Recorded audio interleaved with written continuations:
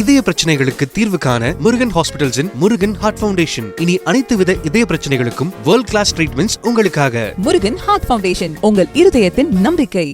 மகளிருக்கான 10 மாநகர பேருந்துகளின் சேவையை முதல்வர் மு.க. ஸ்டாலின் தொடங்கி வைக்கிறார். அந்த காட்சிகளை தற்போது பார்க்கலாம். பெண்கள் அதிகம் வேலைக்கு போற மாநிலமா நம்முடைய தமிழ்நாடு தான் இருக்கு.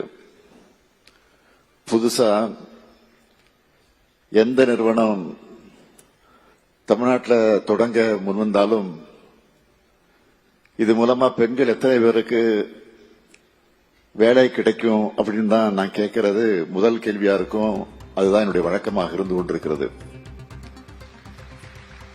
இப்போ பல தனியார் நிறுவனங்கள்ல இத்தனை % பெண் தொழிலாளர்களுக்குன்னு சொல்ல ஆரம்பிச்சுட்டாங்க. ஆனா பெண்கள் அதிகமா வேலைக்கு போறதிலேயே நாம திருப்தி அடைஞ்சிடக்கூடாது. ஆண்களுக்கு இணையா பெண்கள் வெளியே வரணும். ஏன் இன்னும் அதிகமா வரணும்? புதுசா வளர்ந்து வரக்கூடிய துறைகள்ல பெண்கள் இடம்பெறணும். உயர் பொறுப்புகள்ல ஆண்களுக்கு சரிசமமா பெண்கள் இருக்கணும். அதுக்காகத்தான் 185 கோடி ரூபாய் உலக வங்கியினுடைய உதவியோட இந்த தமிழ்நாடு மகளிர் வேலைவாய்ப்பு மற்றும் பாதுகாப்பு திட்டத்தை தொடங்கி இருக்கிறோம். இந்த 2 நாள் மாநாட்டில் விவாதிக்கப்படக்கூடிய கருத்துக்களும் அதனால உருவாக போற ஆக்கப்பூர்வமான சிந்தனைகளும் நம்மோட இலக்கை அடைய துணை நிற்கும்னு நான் நம்புறேன். பெண்கள் தான் இந்த சமூகத்துடைய முதுகெலும்பு. மக்கள் தொகையில சரிவாதியாக இருக்கக்கூடிய பெண்கள் முன்னேறாம எந்த நாடும் வளர முடியாது. தந்தை பெரியார் அவர்கள் 100 ஆண்டுகளுக்கு முன்னையே வலியுறுத்தின கருத்து இது. அவருடைய வழியை பின்பற்றி முத்தமிழறிஞர் கலைஞர் அவர்கள் பெண்களுடைய முன்னேற்றத்திற்கான ஏராளமான திட்டங்களை செயல்படுத்தினார். குடும்ப சொத்தில பெண்களுக்கு சம உரிமை, காவல்துறையில பெண் காவலர்கள், கிராமப்புற பெண்களும் மேன்மையடைவதற்கு அடித்தளமான மகளிர் சுய உதவி குழுக்கள், அரசியல் பங்கேற்புல பெண்களுக்கான பிரதிநிதித்துவத்தை உறுதி செய்ய உள்ளாட்சிகள்ல இடஒதுக்கீடு நீண்ட பட்டியலை போட முடியும். அடுத்து இப்போ திராவிட மாடல் அரசுலையும் பெண்களுடைய சம பங்களிப்பை அதிகரிக்கணும்னு இதுவரை இல்லாத அளவுக்கு பல திட்டங்களை செயல்படுத்திக்கிட்டு இருக்கிறோம். அதுல முதன்மையானது பேருந்துகள்ல கட்டணமில்லா விடியல் பயணம். இதன் மூலமா பெண்களின் பயணங்கள் அதிகரிச்சிருக்கு.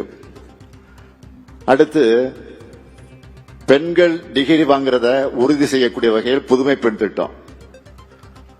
படிச்சு முடிக்கிற வரை மாதம் 1000 ரூபாய் கிடைக்கிறதுனால கல்லூரிக்கு வரக்கூடிய பெண்களுடைய எண்ணிக்கை அதிகமாகி இருக்கு. அதுவும் பிசி, எம்பிசி, எஸ்சி, எஸ்டி சமுதாய மாணவிகள் இந்த திட்டத்தில் அதிகமாக பயனடைகிறாங்க. படிச்சு முடிஞ்சதும் வேலை கிடைக்க அதுக்காக திறன் பயிற்சிகளை வழங்க நான் முதல்வன் திட்டம். அந்த திட்டத்தோட வெற்றிய இங்கே பேசின முஸ்லிம் மாணவி சொன்னார. அவங்க பேசும்போது அவ்வளவு பெருமையா இருந்துச்சு, மகிழ்ச்சியா இருந்துச்சு எனக்கு. அதே போல வேலை போற இடத்துல பாதுகாப்பா விடுதிகள் வேண்டுமென பல்வேறு இடங்கள்ல தோழி விடுதிகள் திறக்கப்படுது. அதே போல என்னதான் பெண்கள் வீட்டிலே முடங்கிடாம வெளியே வர தொடங்கினாலும் அவங்களுக்கு இருக்கக்கூடிய பெரிய சிரமம் என்னன்னு கேட்டீங்கன்னா சமையல். நம்ம அரசோட காலை உணவு திட்டத்தால அந்த பாரமும் இப்ப குறைஞ்சிடுச்சு. பசங்களுக்கு ஸ்கூல்லயே நல்ல தரமான உணவு கிடைக்கிறதுனால மகளிர் இப்ப நிம்மதியா காலையில வேலைக்கு கிளம்புறாங்க. தமிழ்நாடு ரைஸ் உள்ளிட்ட பல்வேறு முன்னெடுப்புகள் மூலமா கிராமப்புற பகுதிகள் வர பெண் தொழில் முனைவோர்களை உருவாக்கி இருக்கிறோம். அதுவும் பெண்கள் தலைமையேற்று நடத்துகிற ஸ்டார்ட் அப் நிறுவனங்கள் பல மடங்கு அதிகரிச்சிருக்கு. இங்கே பேசின வேலூரை சேர்ந்த சகோதரி எவ்வளவு கம்பீரமா சொன்னாங்க. அவங்க தொழில வெளிநாடு வர விரிவடைச்சிருக்கிறாங்க. இது எல்லாத்துக்கும் மகிழ வச்ச மாதிரி இந்த அரசோட முத்திரை திட்டம் அதுதான் கலைஞர் மகளிர் உரிமை திட்டம்.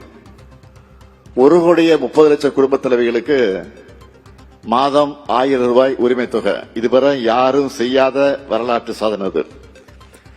இன்னைக்கு இந்தியாவில் இருக்கக்கூடிய மற்ற மாநிலங்களும் நம்மை பார்த்து பின்பற்றி வரக்கூடிய சாதனை அது. பெண்களின் சுயமரியாதை, பொருளாதார சுதந்திரம், தன்னம்பிக்கை ஆகியவை இந்த உரிமை தொகையால கூடியிருக்கு. இப்படி பெண்களின் முன்னேற்றம் ஒரு பக்கம்னா, பெண்களுடைய உடல் நலனுக்காக நிறைய திட்டங்களை செஞ்சுக்கிட்டு இருக்கிறோம்.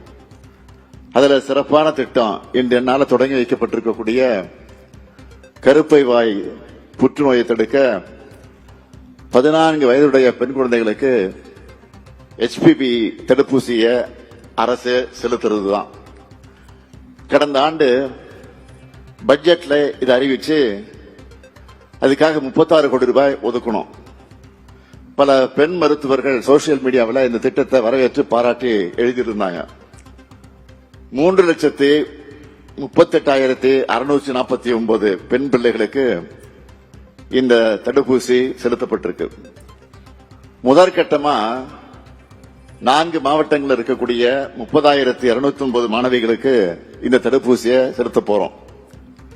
மேலும் மார்பக புற்றுநோய் உள்ளிட்ட புற்றுநோய்களை தொடக்கத்திலே கண்டறிய தமிழ்நாடு முழுக்க 38 நடமாடும் மருத்துவ ஊர்திகளை வெலன்ஸ் ஆன் வீல்ஸ் என்ற பெயர்ல கடந்த நவம்பர்ல தொடங்கி வச்சிருக்கிறேன்.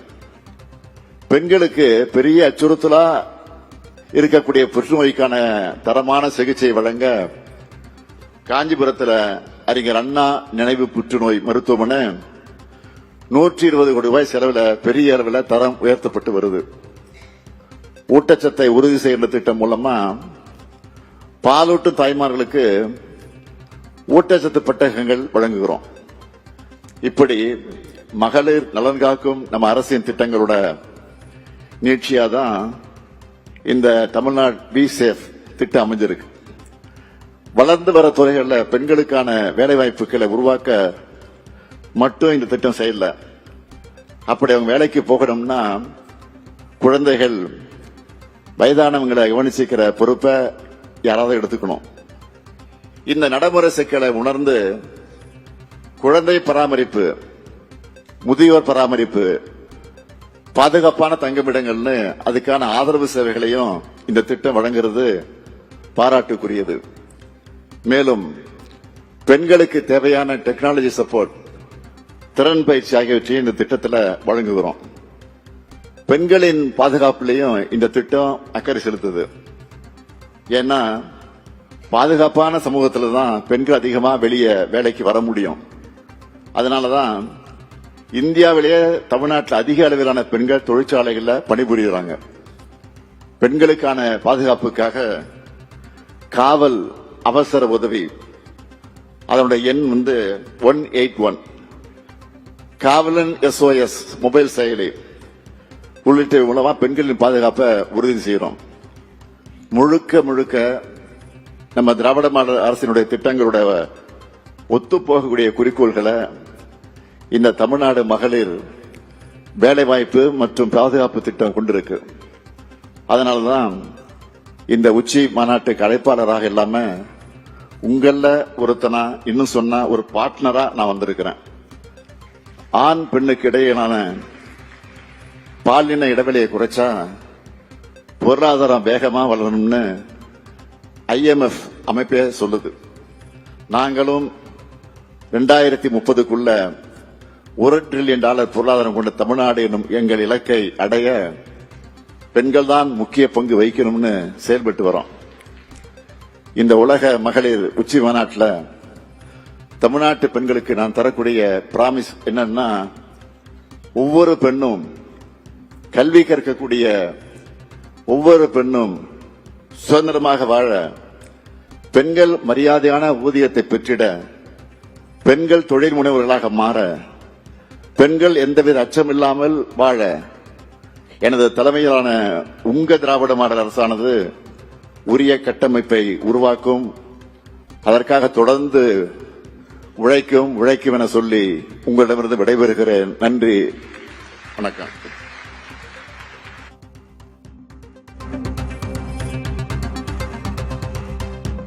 சென்னை நந்தம்பாக்கத்தில் உலக மகளிர் உச்சி மாநாட்டை தொடங்கி வைத்து முதல்வர் மு.க. ஸ்டாலின் உரையாற்றியதை பார்த்தும் சமூகத்தின் முதுகெலும்பாக பெண்கள் திகழ்வதாக அவர் குறிப்பிட்டிருக்கிறார்.